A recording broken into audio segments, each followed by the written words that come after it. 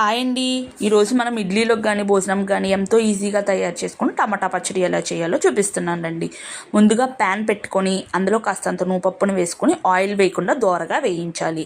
Next ఆ ప్యాన్లోనే కాస్తంత oil వేసుకొని పచ్చిమిరపకాయ ముక్కలను అలానే 2 ఎండుమిరపకాయలను వేసి వేయించి ముందుగా కోసిపెట్టుకున్న 3 టమాటా ముక్కలను కూడా వేసి వేయించాలి. వేసిన తర్వాత అందులోనే కాస్తంత చింతపండును కూడా వేసి మూత పెట్టి ఒక 5 నిమిషాల వరకు మగ్గనివ్వాలి. ఇలా మగ్గిన తర్వాత స్టవ్ ఆఫ్ చేసుకుని చల్లారిన తర్వాత మిక్సీ జార్లోకి ముందుగా వేపి పెట్టుకున్న నూపప్పును అలానే టమాటా పచ్చిమిరపకాయ ముక్కలను వేసి అందులోనే 2 ఎల్లుల్లిపాయలను అలానే రుచికి సరిపడే అంత ఉప్పు అది తిరగడానికి సరిపడే అంత వాటర్ని కూడా యాడ్ చేసి మనం మిక్సీ పట్టుకోవడమే.